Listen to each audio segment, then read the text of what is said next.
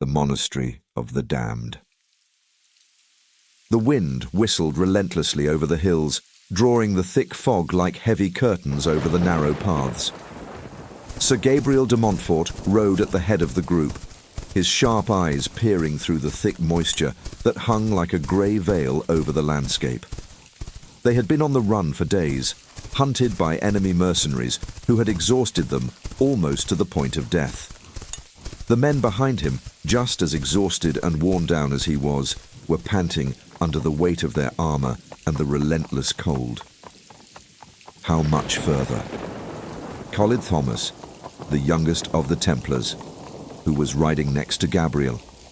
His voice was raspy, his tiredness clearly noticeable.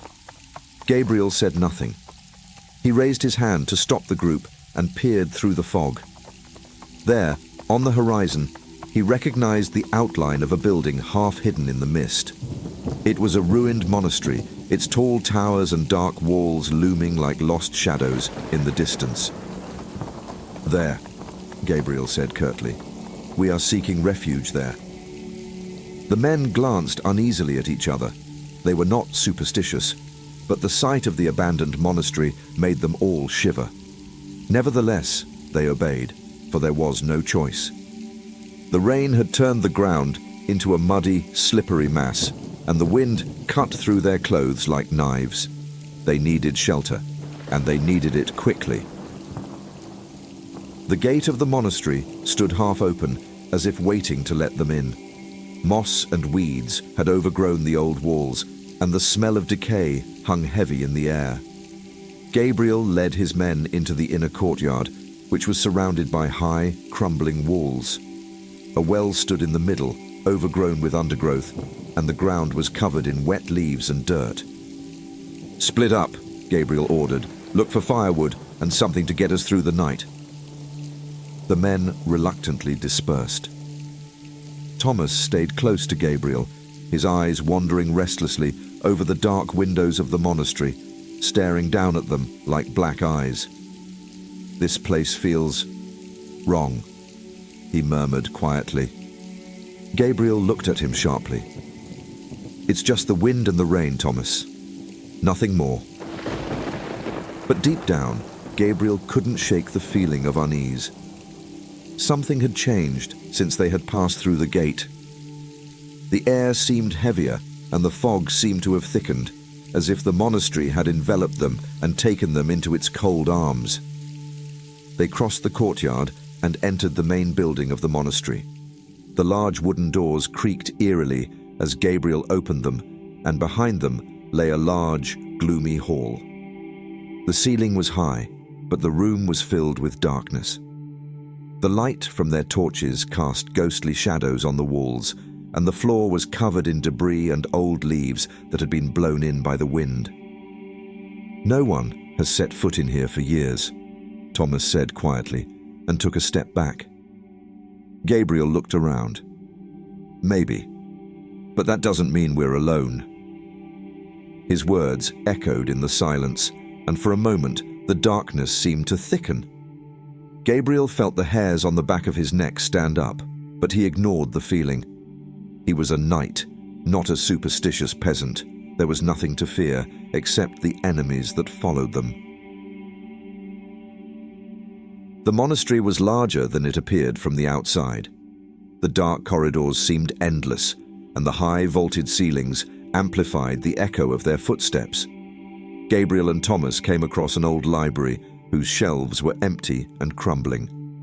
The musty smell of old books hung in the air, and the floor was covered in dust, which had settled over everything like a thick blanket. "Look at this," said Thomas as he pulled an old, leather-bound book from one of the shelves. The pages were brittle, but the ink was still legible. "This is the abbot's diary," said Thomas, leafing carefully through the pages. "It describes the slow decline of the monastery. The monks fell ill one after the other, and then..." "Then what?" asked Gabriel when Thomas fell silent. "Then they started seeing things," Thomas murmured, his voice barely more than a whisper. "Things that came from the shadows. The abbot writes that they were haunted by spirits, but they were no ordinary ghosts. Gabriel frowned. What do you mean? Thomas closed the book and looked at Gabriel with wide eyes. The dead were coming for them. They went mad with fear, and then the abbot disappeared. Gabriel remained silent. He felt an icy knot form in his stomach. The musty smell, the dark corridors, the unnatural silence. Everything suddenly seemed even more oppressive, as if the monastery itself had stretched out its claws at them. "We have to get out of here," Thomas said suddenly, and stood up hastily. "This place is cursed." Gabriel put a hand on his shoulder. "Calm down. We'll find out what happened here, and then we'll leave." But before they could leave the room, they suddenly heard a scream that echoed through the corridors of the monastery and made Gabriel's blood run cold. "That was Henri," said Gabriel, and ran out into the corridor. Thomas followed close behind him. They reached the courtyard, but Henri was nowhere to be seen. Instead, they found only deep tracks in the mud, as if someone or something had dragged Henri out of the monastery. What's going on?" Thomas asked, his voice barely more than a whisper. Gabriel didn't know the answer, but one thing was clear. They were not alone. Night fell like a dark blanket over the dilapidated monastery. The wind, which had howled through the walls during the day, fell silent, leaving behind an oppressive stillness. Sir Gabriel sat by the fire they had lit in the great hall, while the remaining men sat exhausted and silent around him.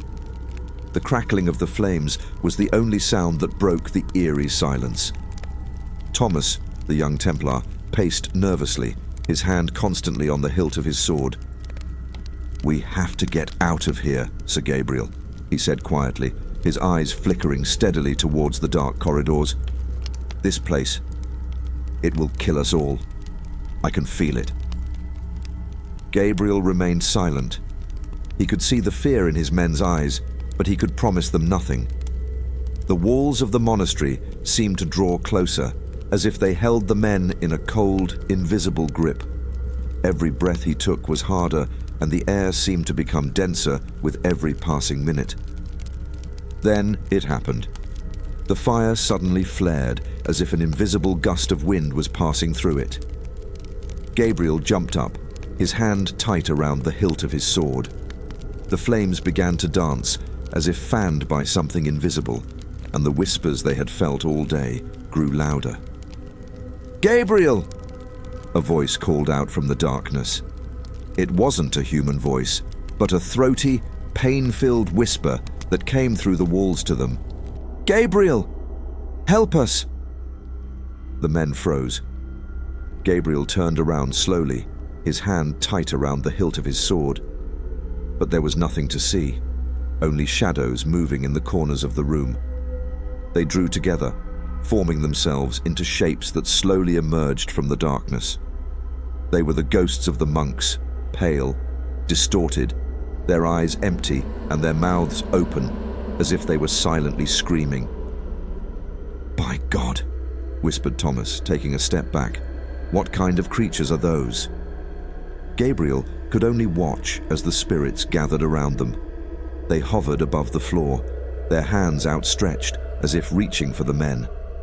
One of the knights, Jean, jumped up and tried to flee, but before he could reach the door, he was lifted into the air by an invisible force. His body twitched as the spirits circled around him, and then he disappeared into the darkness with a terrible scream. "Get back!" Gabriel shouted as he drew his sword and stood in front of the remaining men. But he knew it was no use. His blade could do nothing against these spirits. The monks were long dead, but their souls were bound to this cursed place, and they would not rest until they had taken the living. "We have to get out of here," Thomas whispered again, his eyes wide with fear. "Gabriel, we have to—" But before he could finish the sentence, another figure appeared out of the darkness, taller, darker, and with a presence that made the air choke. It was the abbot. His face was pale, the skin stretched taut over his bony features, and his eyes glowed with an unnatural light.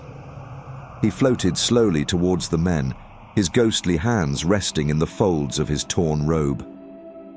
"You are all lost," the abbot whispered, his voice sounding like the rustling of dead leaves.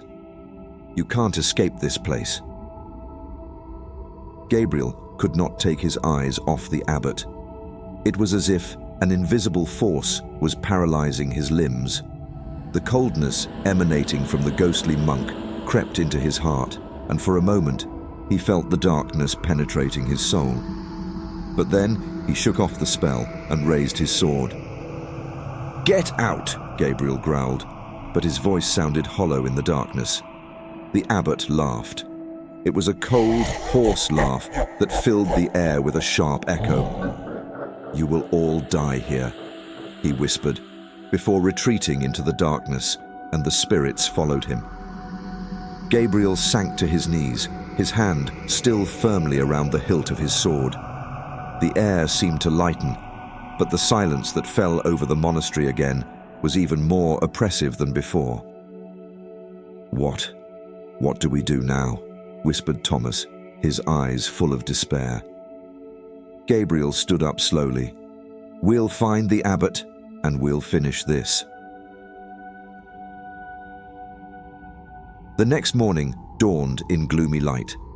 The fog had thickened overnight, and the sun seemed unable to penetrate the thick clouds. The monastery lay as if in a tomb, and Gabriel knew that the only way to escape this place was to confront the abbot. They moved cautiously through the ruined corridors of the monastery, their footsteps echoing in the oppressive silence. Shadows seemed to lurk everywhere, and every corner of the old walls looked menacing.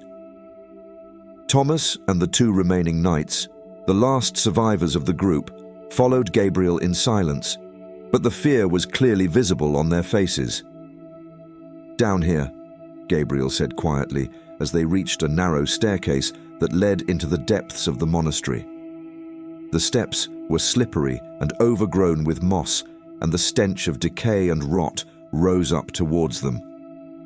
It was clear that this was the way the spirits wanted them to go. They descended into the catacombs of the monastery, where the air became even colder and heavier. The torch in Gabriel's hand flickered dimly as they walked through the narrow, low corridor. The floor was damp, and the walls seemed to soak up the moisture as if the monastery itself was still alive. And then they found him. The abbot sat on a stone throne in a large, dark crypt. His face was distorted. His eyes shone with a cold, unnatural light, and his ghostly hands rested in his lap. The ghosts of the monks hovered around him, their silent screams filling the air. Gabriel stepped forward, his sword firmly in his hand. "This ends now," he said quietly. The abbot raised his head and looked at Gabriel, a cruel smile on his lips. "You have been dead for a long time, Gabriel de Montfort," he said, in a voice that dug into Gabriel's heart like icy needles. "You just haven't died yet." Gabriel felt the ground beneath him begin to shake, and the spirits came closer. Their bony fingers reached for him, but he did not move back. "There is no way out," said the abbot. "The dead want your souls, and they will not rest until they have you all." Gabriel knew that there was no other way. The monastery would never let them go. The spirits of the monks who had been enslaved by the abbot longed for the living, and as long as the abbot ruled here, there was no hope. With a final desperate cry, Gabriel threw himself at the abbot, his sword raised. But before he could reach him, he felt the cold hands of the spirits on him. They grabbed him, pulling at him as if they were dragging him down into the darkness. Gabriel struggled, but the cold of the spirits paralyzed his limbs. He could see the darkness thickening around him, the shadows coiling around him. His men screamed, but Gabriel could no longer help them. It was over. In the last few moments, Gabriel felt his soul detach from his body. The abbot stood over him, his face a single cruel smile. "Welcome to eternity, Sir Gabriel." And then everything went black.